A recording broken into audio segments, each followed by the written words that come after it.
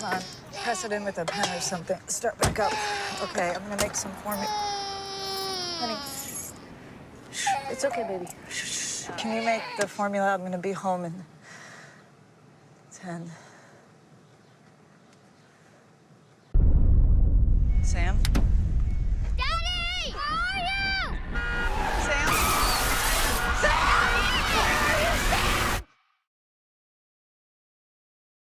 Damon Lindelof is one of my favorite screenwriters and one of the best screenwriters in the business today.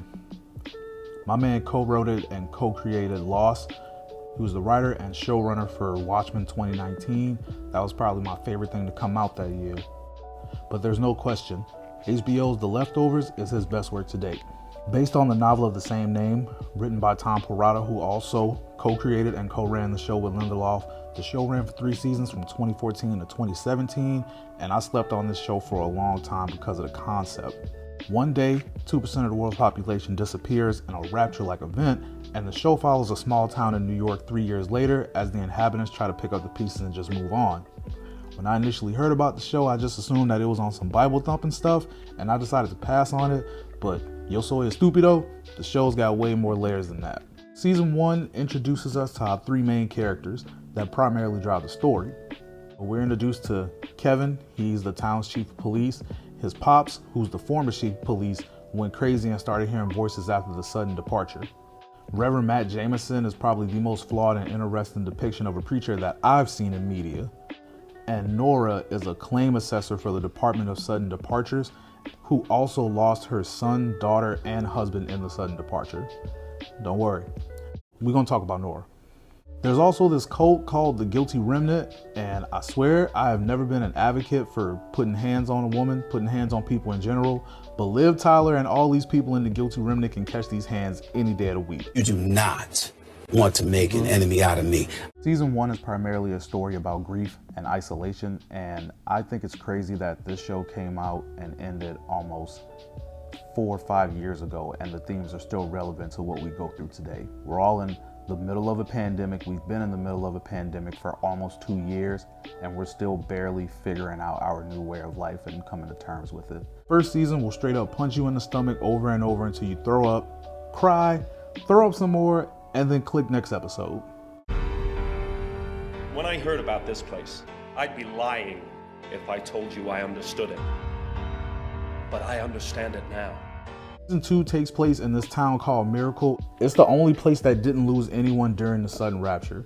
So as you can imagine, it's become a desirable destination. It's never really explained why the place was spared, but the townsfolk don't care about why because they tend to just buy into their own mythos about it. Like for instance, one lady was supposed to get married that day, so every day she wears her wedding dress at least once a day just for good luck. Hell, there's some days where she's in that wedding dress all day, and she's become like this national tourist attraction for people that come to visit the town. One guy, he slaughtered a goat the day before the departure, and now that everyone has bought into keeping this place sacred and protected at all costs, they just let homie walk around town killing goats pretty much whenever he chooses, wherever he chooses.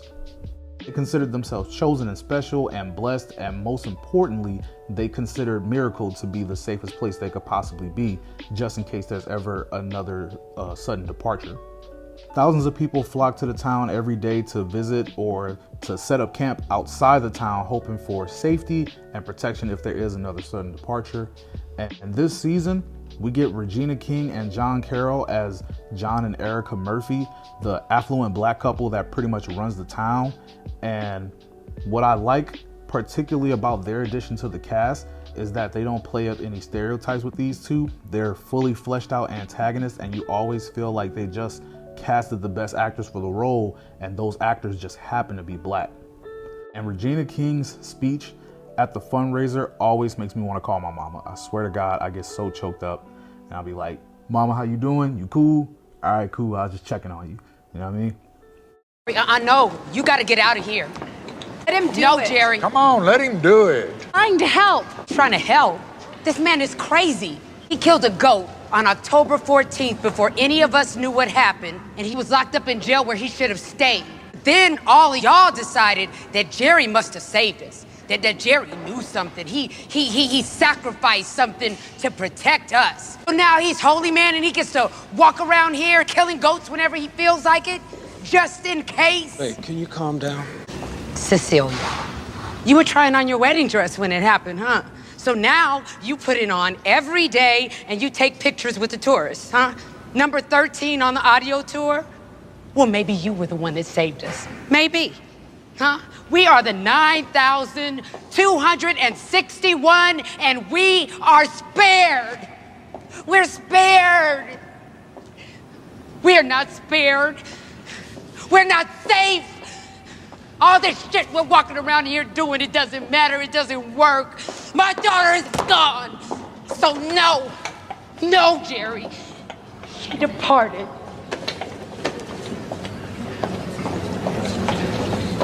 Emmy winner and Oscar winner Regina King, don't you ever stop being the beautiful black treasure that you are.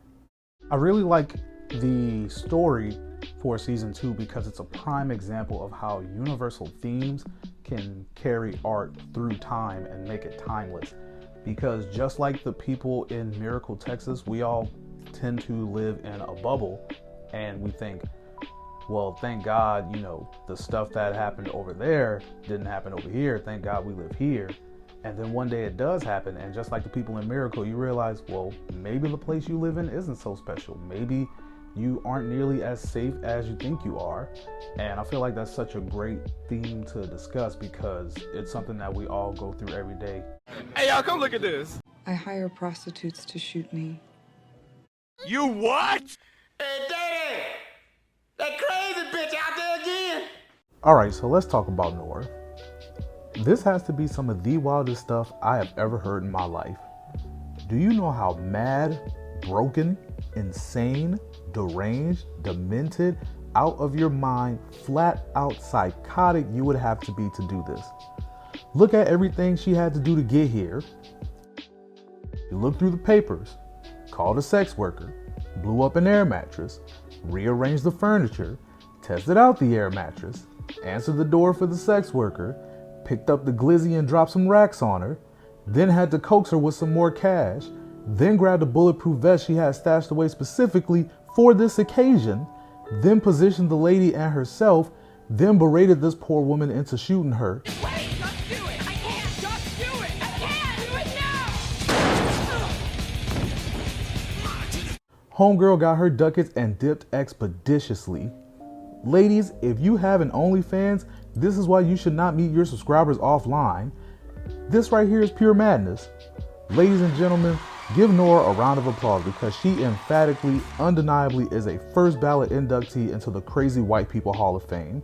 Right up there with Annie Wilkes from Misery, Jeanette from How I Met Your Mother, and the Florida man who threw an alligator into the Wendy's drive-thru. But I can't even lie, kind of turned me on. What can I say? Hey, this is a judge-free zone. I like them a little dangerous. I'm a complicated man. I can't ejaculate if my life is in that state. You can't fulfill me if you ain't trying to kill me. What will happen on October 14th, just a couple of weeks from now? Probably nothing.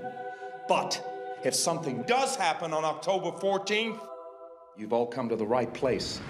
Jesus. I'm not saying you are, but the beard looks good on you. So then we get to season 3.